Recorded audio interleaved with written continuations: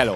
Az én hamburgerem a McDonald's online szendvics tervező alkalmazása. A lehetséges szendvics alapanyagokból több 100 000 féle egyedi hamburgert tervezhettek a jelentkezők. A legjobbak ősztől a McDonald's éttermekben bizonyíthatnak, lássuk, kikből lesznek sztárok. Szereted a hamburgert? Nagyon. A hamburger az nem egészen csak egy gasztronómiai termék, hanem egy nagyon furcsa tárgy, aminek rendkívül sok aspektusa van. Eldöntjük a mai napon, hogy melyik legyen az a 3, ami kereskedelmi forgalomba is kerül. Ezt alapvetően egy tök jó kezdeményezésnek tartom. Én magam is kreáltam egy szendvicset. Fokhagymásra fogós a neve. Szerintem legyen egy kicsit csípős, és ha mézes, akkor az édes lesz. Ettől persze az egész lehet sós. Remélem a csajok az én oldalamon lesznek a csirkehús miatt. Ez nem annyira, jó, hát annyira nem lehet sós, csak Az ízét még nem tudom, bízok benne, hogy jól is fog esni. Mindent ráthettem fel, mindent egy lapra, és bízom benne, hogy ő lesz a befutó a végső versenyben. A hamburgerfogyasztó vagy a csirkés világot szereti, vagy a marhahúsos világot. Az enyém az valószínűleg ilyen magas lenne, és akkor az egyik részén csirke lenne, aztán marhahús, és akkor arra sok paradicsom, és sok tejfölös fokhagymás öntet rá.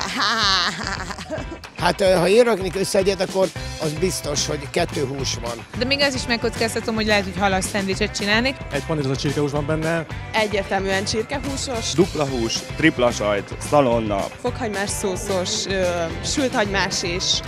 Békönnel, fokhagymás tejfölös szósszal. Paprika, hagyma és paradicsom. Megvolt az a 3-4 olyan karakteres íz, amit nem lehetett elfelejteni, úgyhogy szerintem tök jó döntést hoztunk. Tudunk figyelni és odafigyelni és hallgatni a vendégeinkre, és megbízunk bennük, ismernek minket, és ezért talán nem is volt annyira nagy meglepetés, hogy milyen típusú szendvicseket raknak össze. De ezeket valójában a mai napig még nem nagyon kóstolta meg senki, főleg nem az alkotók. Több olyan hamburger is volt, hogy én fejbe azt gondoltam, hogy ez jó lesz, és aztán nem.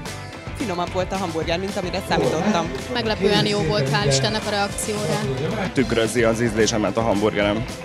A lányoknál, ugye itt a Szekeres Nóri, Tóth Gabi, alapvetően mindig üdvrivalgásba tört ki, hogyha volt saláta, ha csirkehús volt, tehát a Ferró ellentéte.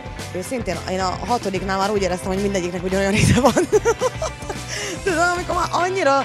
És amikor ugye, folyik a nyálam a hamburger szóra is, de hogyha azért izgulok, hogy ezek most jól is működjenek, és szeressék a vendégek, ne csak nekünk ízzen, hanem a vendégeinknek is, és ebből jó forgalmakat csináljunk. Nagyon sok embert meghívhatok a szendvicsre, akiknek megígértem. Hát én remélem, hogy itt széles tömeget fogják elfogyasztani, és aztán követelik azt, hogy az állandó része váljon a McDonald's étlapnak. az én hamburgerem.